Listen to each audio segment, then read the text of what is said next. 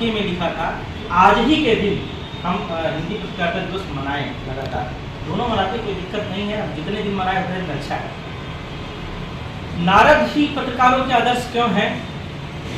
आज की जो परिवेश है, आज का जो वातावरण है, जब हम महर्षि नारद के पूरे व्यक्तित्व पर और उनके कृतित्व दोनों पर ध्यान देते हैं, आद्य पत्रकार यानी पहला पत्रकार, क्या नारद से पहले भी भारत में कोई पत्रकारिता थी या भारत के अलावा पूरी दुनिया में? जब पूरी दुनिया की मैं बात करता हूँ तो उसमें दुनिया के सभी देश इसलिए शामिल हैं कि दुनिया में जो सबसे पुराना ग्रंथ, ये अगर हम मानते हैं, भारत वाले कहते हैं ऐसा नहीं है, और लोग भी माने तब तो ये माना जाए कि हाँ कौन है, तो वेद सबसे प्राचीन ग्रंथ माने गए हैं। ऐसा नहीं खाली भारतीय ही उसको मानते हैं। और उसके बाद तो वहाँ पर नारद का वर्णन आया है। और नारद का वर्णन आया कैसे है? पुराणों में नारद एक जगह से दूसरे जगह संवाद करते थे। इकलौते ऐसे पात्र हैं जो उस समय के जो राजा थे, भगवान थे, जिसको कह लीजिए देव, दानव और मानव, तीनों जगह पर वो एक जगह की बात दूसरी जगह, दूसरी जगह की बात दूसरी जगह, और केवल बात ही नहीं पहुंचाते थे, वो केवल संवाद ही नहीं करते थे। उस संवाद से कैसे समाधान निकल सकता है उसको लिए पूरा प्रयत्न करते थे। और नारद का जो चरित्र है, कालांतर में कुछ लोगों ने जिस तरह से नारद जयंती की उपेक्षा की गई, 30 मई को ही प्राथमिक बनाया गया, उसी तरह से नारद के पात्र को भी हंसी का पात्र बना दिया गया। तमाम तरह की फिल्में आपने देखी होंगी, तमाम तरह के कार्टून आपने देखे होंगे। नारद माने एक मजाक, जबकि नारद का जो व्यक्तित्व है, नारद का जो चरित्र है, कितना अच्छा चरित्र है। नारद बनना आसान नहीं है। नारद ब्रह्मर्षि थे, और ब्रह्मर्षि कैसे बने? वो कठिन तपस्या के बाद वो ब्रह्मर्षि बने। उन्होंने, वो गुरु किसके किसके थे? वेदव्यास के गुरु थे, वाल्मीकि के गुरु थे। कौन वाल्मीकि? जिसको प्रेरणा देकर के उन्होंने रामायण लिखवाया। वेदव्यास कौन? जिन्होंने तमाम पुराणों की रचना की। तो एक ऐसा गुरु जो अपने शिष्यों से उन ग्रंथों की रचना करवाता है जो ग्रंथ भारत की सनातन परंपरा के सबसे महत्वपूर्ण ग्रंथ माने गए। नारद जी ने उसके अलावा लिखा क्या? नारद की संगीता है, नारद की स्मृति है, नारद के ज्योतिष शास्त्र है। नारद ने स्वयं भी बहुत कुछ रचा है। जो स्वयं रचने वाले थे, जब हम ये नारदीय चरित्र अपनाना चाहिए तो पत्रकारों को नारदीय चरित्र अपनाना चाहिए। इसका मतलब क्या हुआ कि हम नारद जैसे तेजस्वी बने, यानी हमारे पास ज्ञान की संपदा हो, हम लिखने पढ़ने वाले लोग हों, हमारे पास चीज़ों को समझने की क्षमता हो। दूसरा, नारद जैसा निडरता, यानी वो ईश्वर के पास भी जाना होगा तो अपने धड़ल्ले से अपनी बात कहेगा। यानी जो राजा हो, चाहे प्रजा हो, चाहे दानव हो, किसी के पास कोई पक्ष हो, चाहे पक्ष हो विपक्ष हो, उतनी ही दमदारी के साथ सबके सामने अपनी बात को प्रस्तुत करना और अपना सम्मान करवा लेना, यह जो नारदी चरित्र है, ये पत्रकारों में आना चाहिए। तो हमारे पास ज्ञान हो, हमारे पास वो क्षमता हो कि हम अपनी बात निर्भीक और निर्भीकता के साथ कह सकें। साथ ही साथ यह भी हो कि हम जो बात कहें उसकी वैल्यू भी हो। नारद जब जाके नारायण से कहते थे कि महाराज एक व्यक्ति है तो इतने दिनों से आपको कर रहा है, तो नारद का अच्छा, इसका मतलब समय हो गया, मुझे तुरंत जाना चाहिए।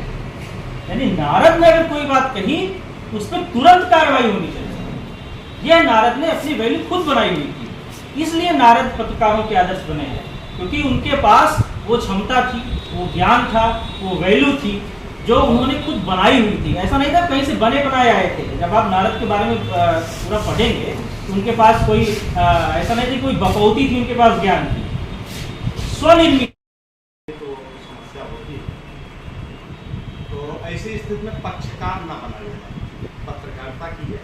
तो हम ये चाहे इलेक्ट्रॉनिक हो चाहे प्रिंट हो, जो W5 वाला है सिस्टम, और हमसे पहले मतलब नहीं था, ज्ञानेंद्र जी इस बारे में टिप्स देते भी रहते हैं कि यदि ये इस किसी कार्यक्रम में आ गए तो समझिए वो कार्यशाला।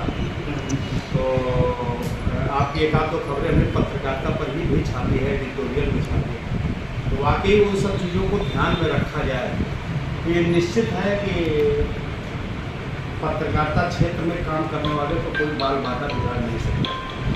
बशर्ते संघर्ष तो हर क्षेत्र में है, समस्याएं हर क्षेत्र में हैं, कमियां हर क्षेत्र में हैं, और क्षरण भी हर क्षेत्र में है।